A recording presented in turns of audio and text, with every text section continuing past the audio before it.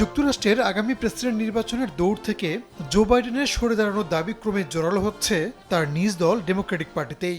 তার উপর থেকে সমর্থন তুলে নিচ্ছেন একের পর এক প্রভাবশালী ডেমোক্র্যাট নেতা। এবার বাইডেনকে নির্বাচনী প্রতিদ্বন্দ্বিতা থেকে সরে দাঁড়ানোর আহ্বান জানালেন ক্যালিফোর্নিয়া অঙ্গরাজ্যের কংগ্রেসম্যান অ্যাডাম শিফ।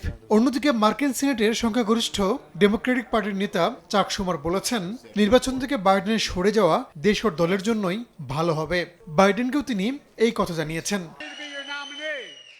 প্রেসিডেন্ট বাইডেনকে আগামী নির্বাচন নিয়ে সতর্ক করেছেন প্রতিনিধি পরিষদের সাবেক স্পিকার ন্যান্সি পেলোসিও। এক প্রতিবেদনে সিএনএন বলছে, ট্রাম্পের সঙ্গে লড়াই জিততে পারবেন না বাইডেন। জরিপের এসব তথ্য প্রেসিডেন্টকে জানিয়েছেন পেলোসি। একই সঙ্গে বাইডেনের কারণে প্রতিনিধি পরিষদে ডেমোক্র্যাটদের ভরাডুবি হতে পারে এমন কথাও বলেছেন সাবেক এই স্পিকার। নিজ দলে এমন চাপের মুখে প্রথমবারের মতো নির্বাচন থেকে সরে দাঁড়ানোর ইঙ্গিত দিয়েছেন জো বাইডেন। এক সাক্ষাৎকারে তিনি বলেছেন, শারীরিক পরিস্থিতির অবনতি হলে ট্রাম্পের বিরুদ্ধে প্রতিদ্বন্দ্বিতার বিষয়টি পুনর্বিবেচনা করবেন। এই সাক্ষাৎকার প্রচারের কয়েক ঘন্টা পরই এক বিবৃতিতে হোয়াইট হাউস জানিয়েছে, আবারও করোনায় আক্রান্ত হয়েছেন প্রেসিডেন্ট।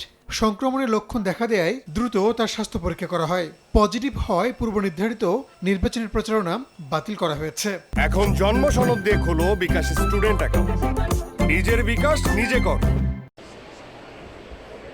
গেল 27 জুন প্রথম বিতর্কে মুখোমুখি হন বাইডেন ও ট্রাম্প। এতে 81 বছর বয়সী বাইডেন ট্রাম্পের প্রশ্নবাণে জর্জরিত হন।